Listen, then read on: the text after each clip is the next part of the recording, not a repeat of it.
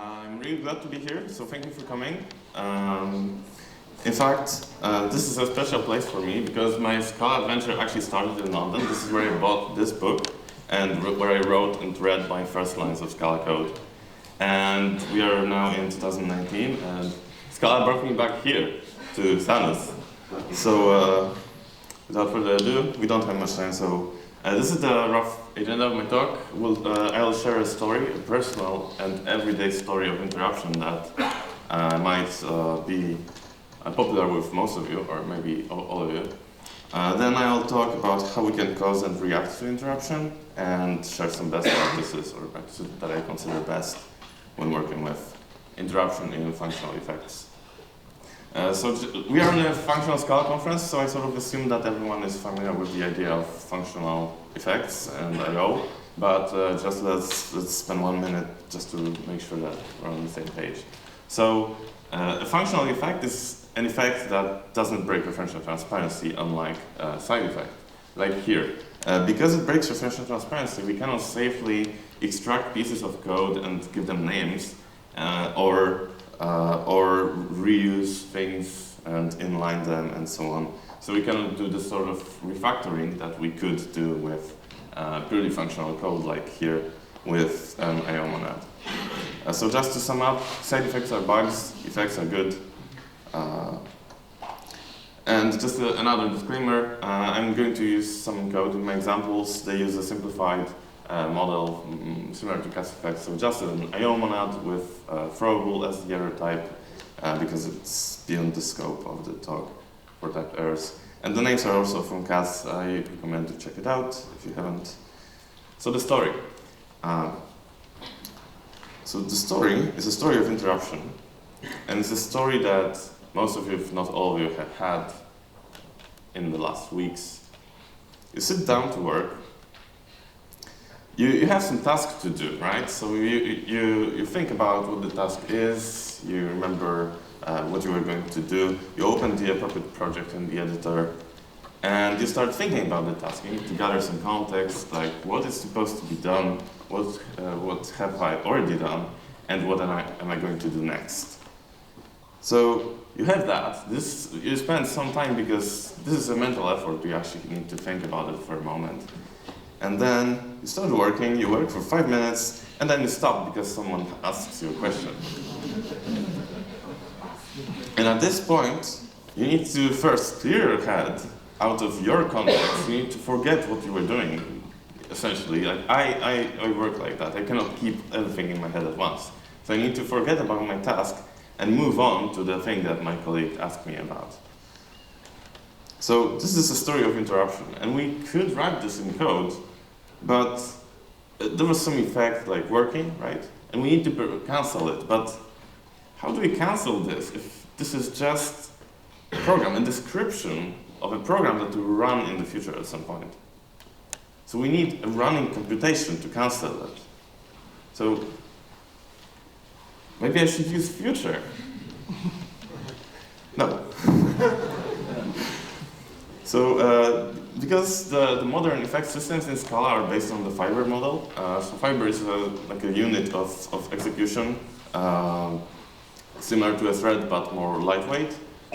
So we can run an I/O to a fiber, and then we can sort of orchestrate the fibers that we have and manage them. So if we have a program, it doesn't really matter what it is. We can start it or fork it in Zio terminology.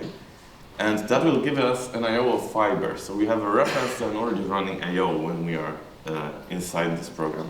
So we can flat map on that, and inside we actually have a running program, a fiber, a reference to the fiber, and we can join on it. So far, pretty much like future, right? At this point, it's a running thing.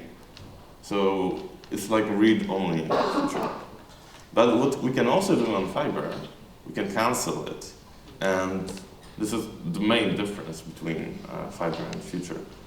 If you want to know more about how this kind of thing is implemented and how the fiber model differs from threads and so on, I recommend you watch a talk by Fabio Labella from this year's Scala World. But what's important to know is that fibers are very low level. And it's easy to mess up our code when you work with Firebase directly. And we will learn a couple higher level tools later in this talk. So let's get back to our interruption story. We sit down to work. This is sort of outside the scope of the actual act of work, so just like a prefix, the prologue. Then we need to prepare ourselves to work. So we do the context gathering in our head. And this will be some sort of action that will produce the context that we will work with. And also allocate memory in our heads. Then we will start working, so we will perform some work on that context that we had.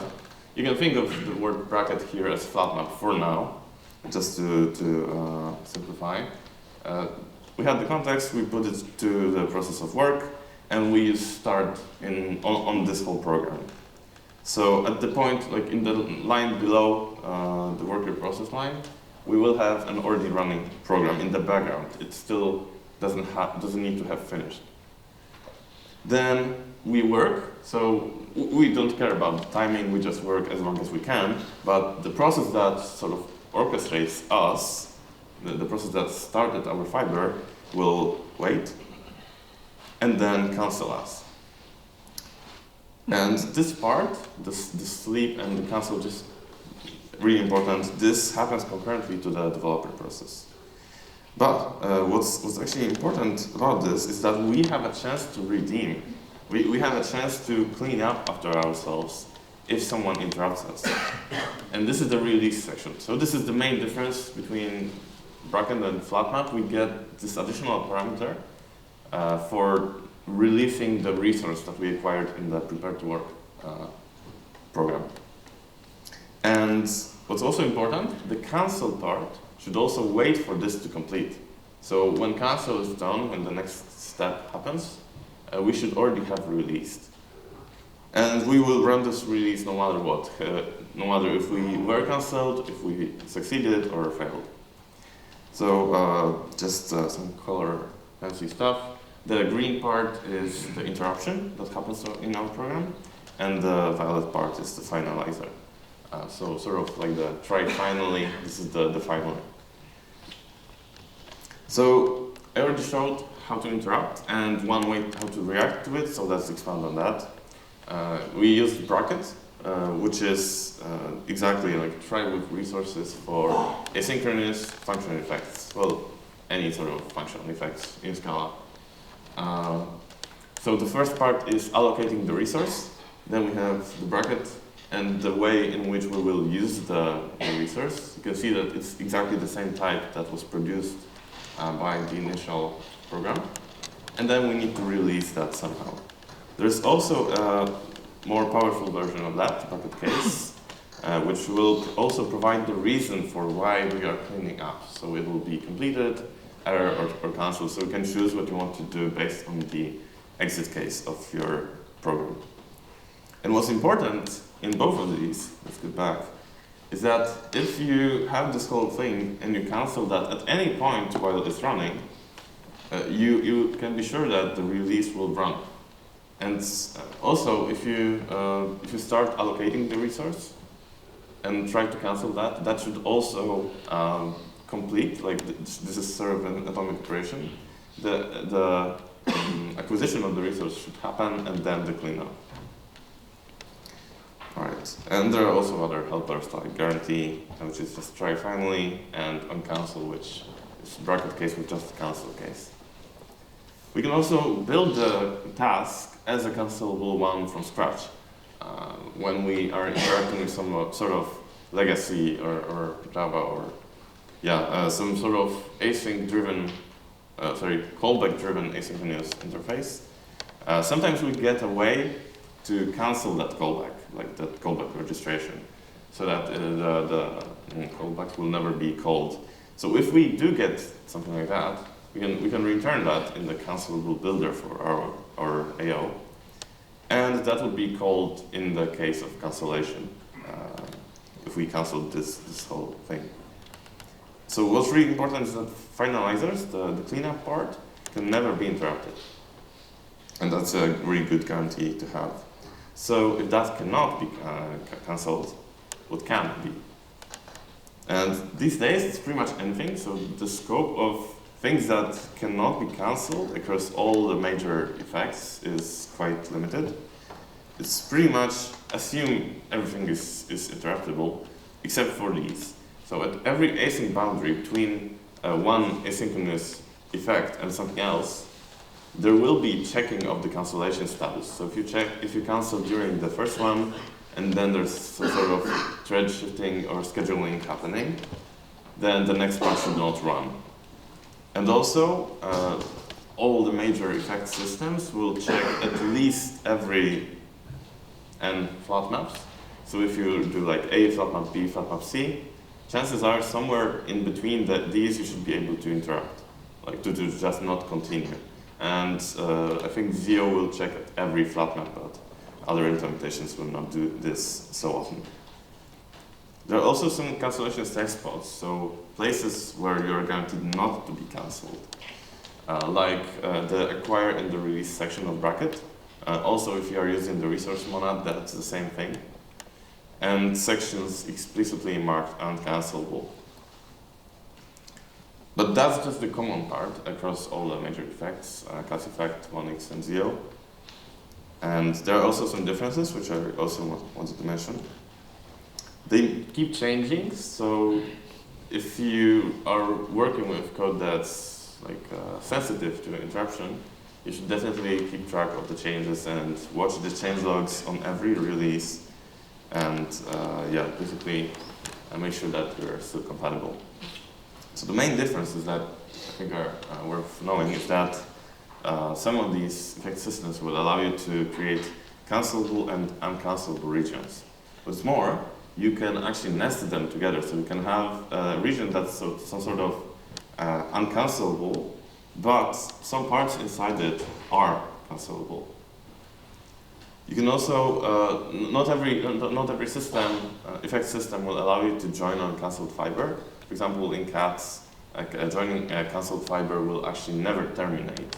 And in Zio, it will return a case with the cancelled, a cancelled exit case.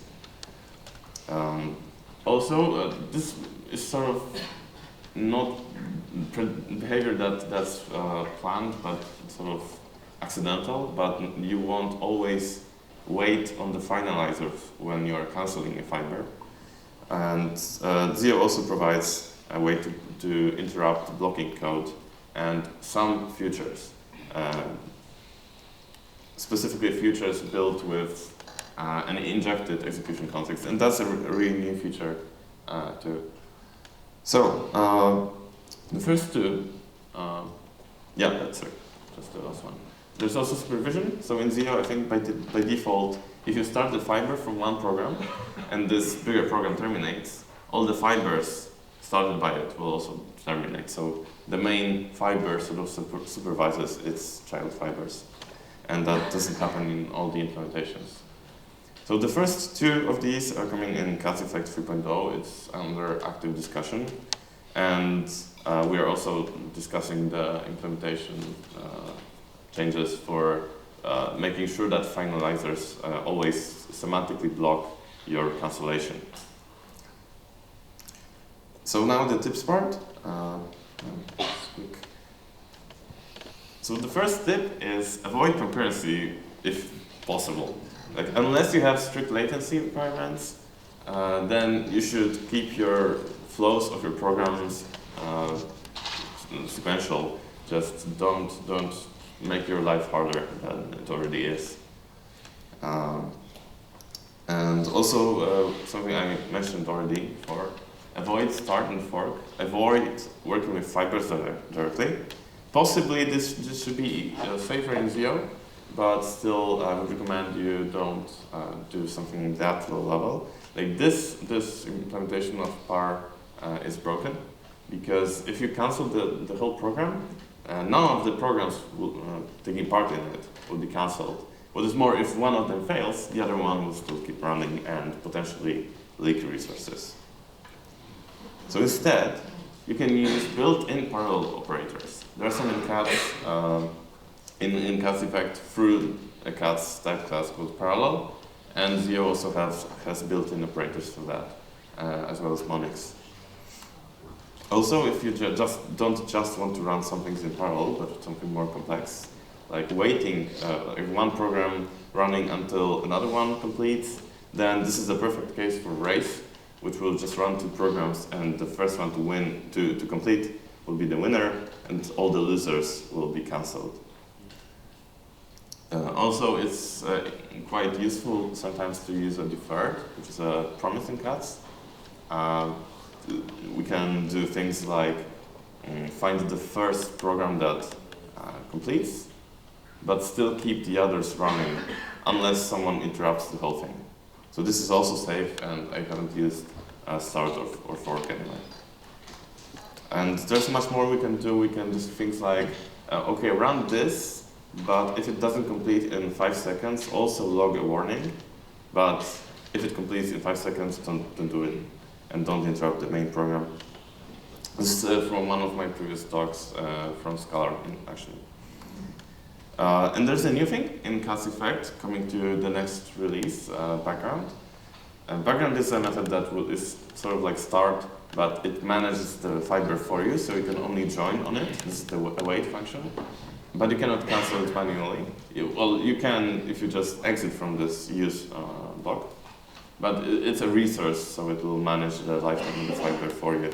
And that should be much safer than just start and join.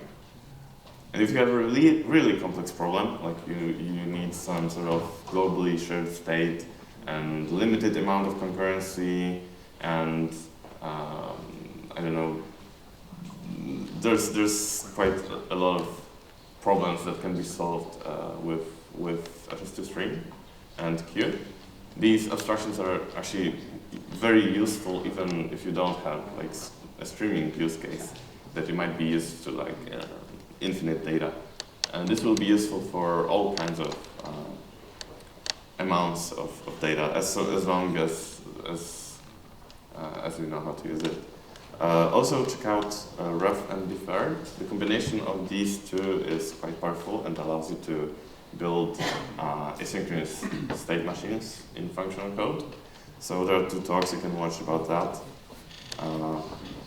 And yeah, finally some general design tips. First of all, build small, high-level composition abstractions. So what I mean by that is we have abstractions that have like 1 or 2 methods, and you can use them together, and they all have a very limited scope of what they do. So you don't have one abstraction or algebra that does everything possible. You limit their abilities and their what you can do with them to a very narrow set of things. And then you stack them one on top of the other.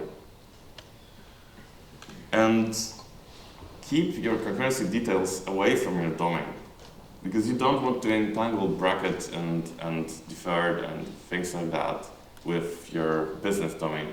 That would just make your code much harder to understand, and also much harder to migrate if you are changing facts or if you are upgrading to a newer version that changes the semantics.